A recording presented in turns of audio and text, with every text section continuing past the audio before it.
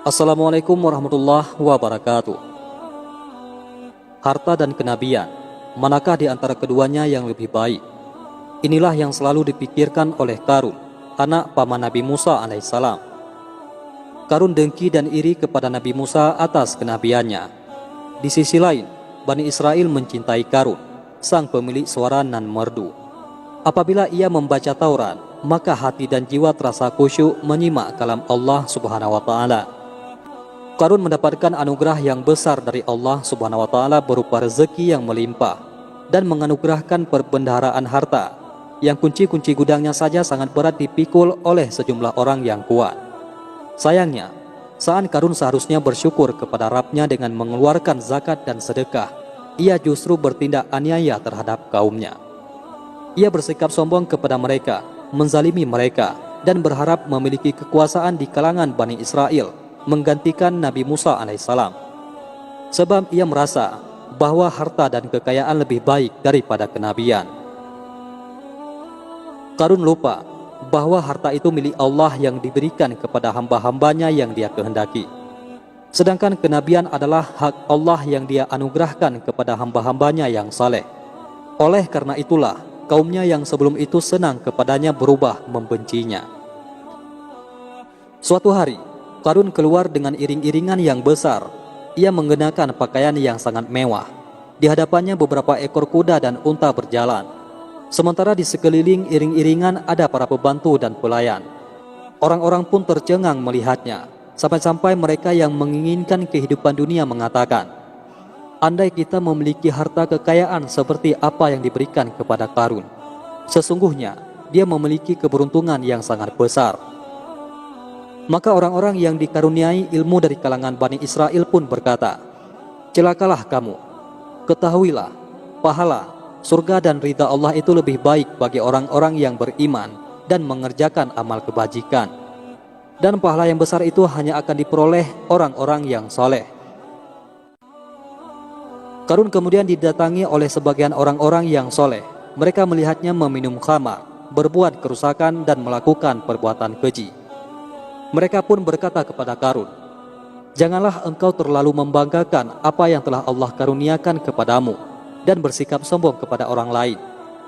Sesungguhnya Allah tidak menyukai orang-orang yang terlalu membanggakan diri lagi sombong. Janganlah kau lupakan bagianmu dari kenikmatan duniawi.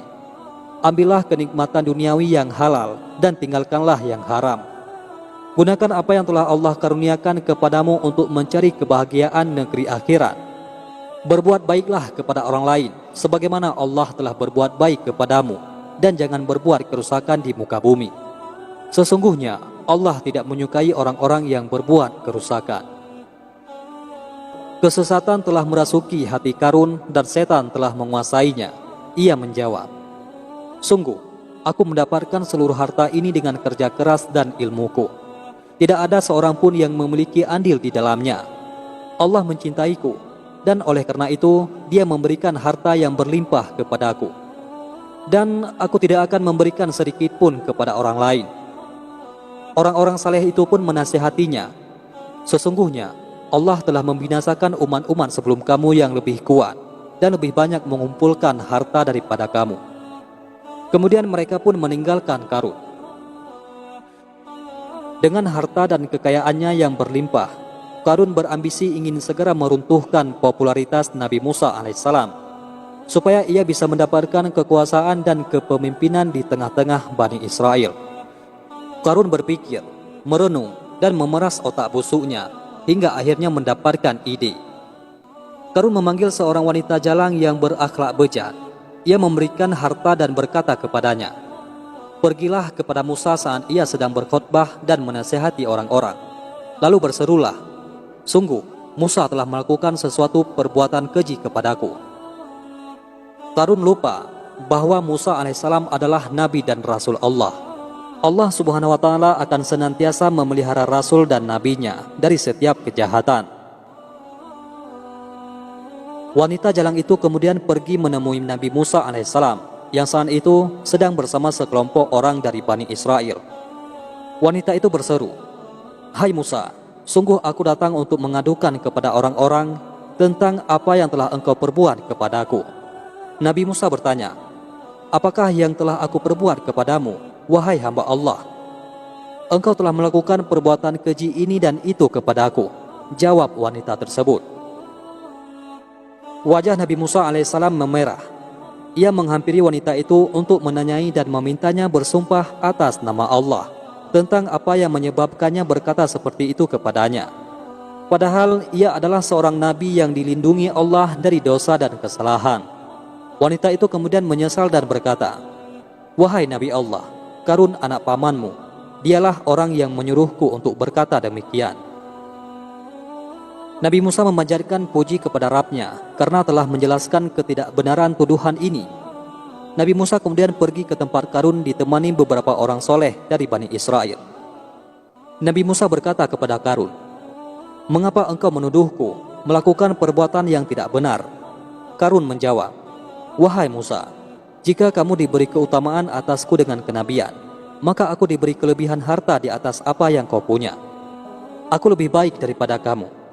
Maka silahkan pilih, kamu yang mendoakan keburukan bagiku kepada Allah, atau aku yang mendoakan keburukan bagimu kepada Allah.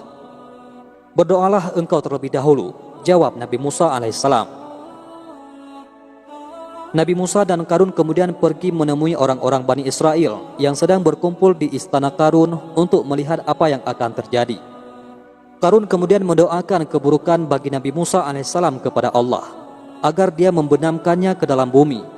Tapi doanya tidak dikabulkan oleh Allah Subhanahu wa Ta'ala.